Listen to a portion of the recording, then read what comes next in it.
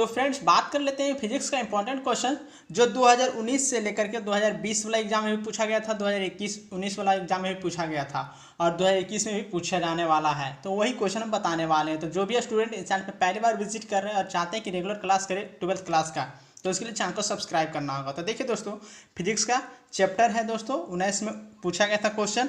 तो चलिए दोस्तों फटाफट क्वेश्चन को याद करते हैं। पहला नंबर प्रश्न पूछा गया था, यदि किसी ऊंचाई ट्रांसफर के प्राथमिक एवं द्वितीयक में क्रमशः n1 और n2 लपेटे हैं तो n1 और n2 लपेटे हैं तो क्या होगा? क्या होगा? n2 बड़ा हो जाएगा n1 से। राइट आंसर बी हो जाएगा। चलिए दूसरा नंबर जो प्रश्न है, विद्युत चुंबकीय तरंग के संचरण की दिशा होती है।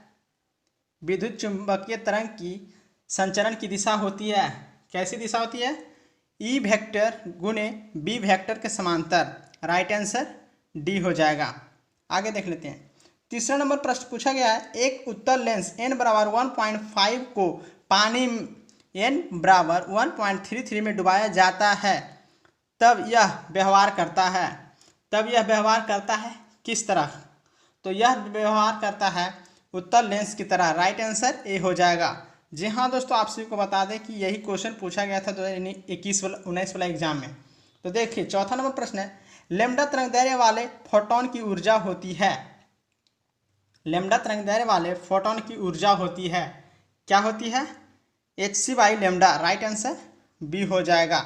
पांचवा नंबर प्रश्न है, जितने समय में किसी रेडियो एक्टिव पदार्थ की राशि अपने प्रारंभिक परिणाम से आधी हो जाती है उसे कहते हैं, उसे क्या कहते हैं? अर्ध आयु कहते हैं, यानी कि आधा उम्र, अर्ध आयु कहते हैं। छठा नंबर प्रश्न है, ताप बढ़ने से अर्धचालक का विशिष्ट प्रतिरोध में क्या परिवर्तन होता है? ताप बढ़ने से अर्धचालक का विशिष्टता प्रतिरोध क्या होता है?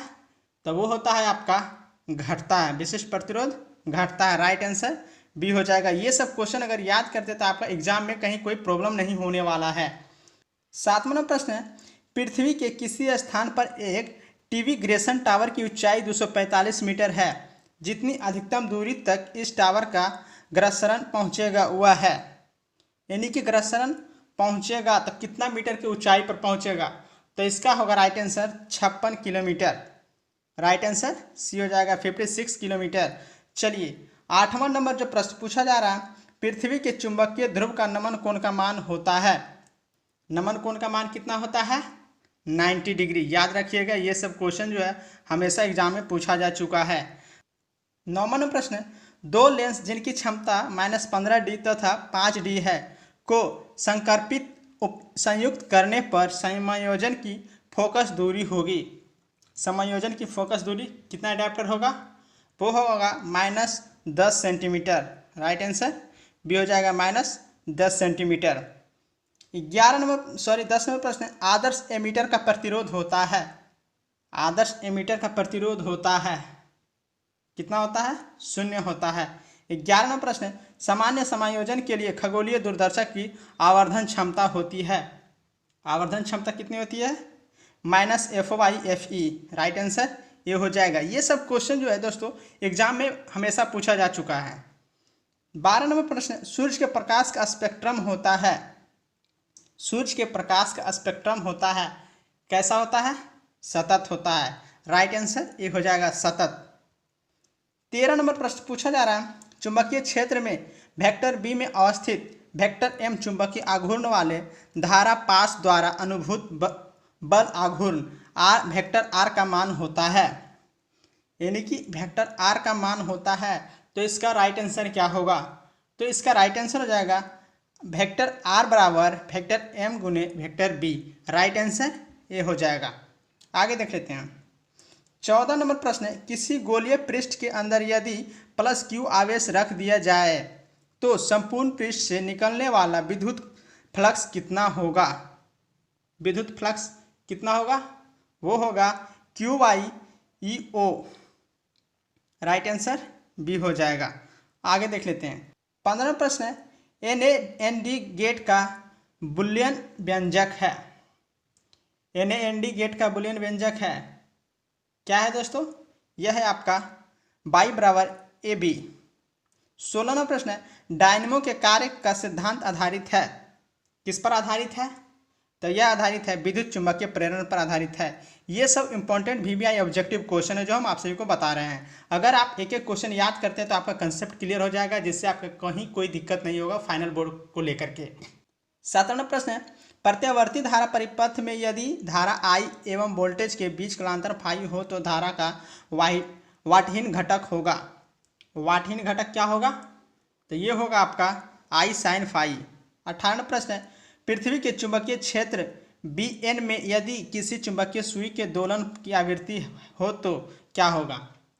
क्या होगा? n² sigma Bn। Right answer B हो जाएगा। आगे देख लेते हैं। 19वां प्रश्न है, किसी बिंदुवत स्रोत में परिमित पर तरंगाग्र होता है। तरंगाग्र होता है तो किस पे होता है? गोलाकार पे। राइट आंसर ए हो जाएगा। 20 नंबर प्रश्न है, एक तार में IA धारा प्रवाहित हो रही है। यदि इलेक्ट्रॉन का आवेश 1.6 × 10⁻10 हो तो प्रति सेकंड तार में प्रवाहित इलेक्ट्रॉन की संख्या क्या है?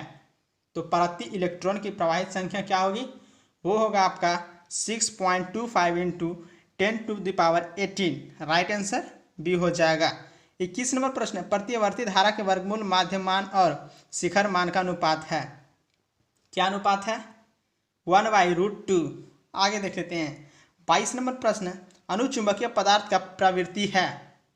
कैसी प्रवृत्ति है? तो ये है स्थिर।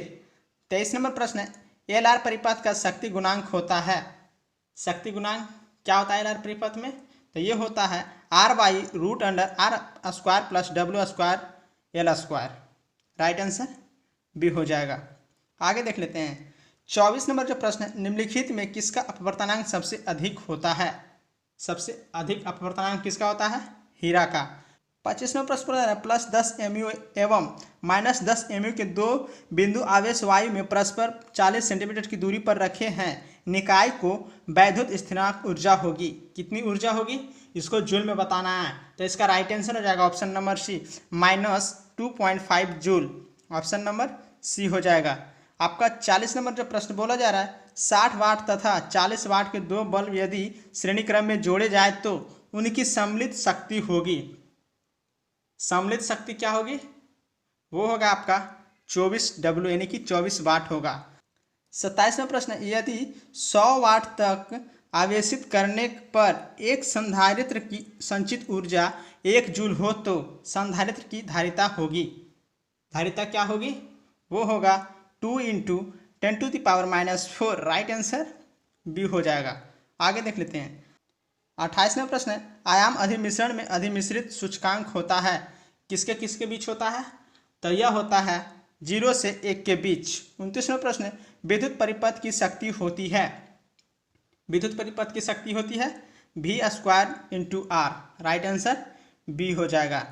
30 नंबर जो प्रश्न पूछा जा रहा है आपका, स्थिर विभवांतर पर किसी विद्युत परिपथ का प्रतिरोध आधा कर दिया जाता है। उत्पन्न ऊष्मा का मान होगा। उत्पन्न ऊष्मा का मान क्या होगा? दुगुना होगा। क्या हो जाएगा? दुगुना। राइट आंसर बी हो जाएगा। आगे देख लेते हैं। 31वां प्रश्न, आवेश के पृष्ठ घनत्व का मात्रक होता है। क्या होता है? कूलम/मीटर²। राइट आंसर ये हो जाएगा। 32 नंबर प्रश्न, एन अपवर्तनांक तथा ए प्रिज्म कोण वाले पतले प्रिज्म का न्यूनतम विचलन कोण होता है। कितना न्यूनतम बीच का कोण होता है? तो ये होता है आपका n-1 × a। Right answer B हो जाएगा। 33वां प्रश्न है, प्रकाश के रंग के कारण है। तो प्रकाश के रंग के कारण क्या है? तो यह है इसकी आवृत्ति के कारण रंग होता है प्रकाश का रंग। 34वां प्रश्न है, वैद्युत द्विध्रुव की निरक्षीय स्थिति में विद्युत का व्यंजक होता है। तो विद्युत का व्यंजक क्या होता है? 0 होता है। आपका 35 नंबर प्रश्न है, बेलनाकार लेंस का व्यवहार किया जाता है आँख के उस दोष को दूर करने के लिए जिसे कहा जाता है। जिसे क्या कहा जाता है? उसे क्या कहते हैं? एस्टिग्मेटिज कहते हैं। Right answer C. तो दोस्तों वीडियो अच्छा लगा तो चैनल को सब्सक्राइब करें, लाइक करें और अपने दोस्तों के साथ शेयर जरूर करें। तब तक के लिए बाय बाय दोस्तों, मिलते हैं नेक्स्ट वीडियो में। थैंक यू दोस्तों।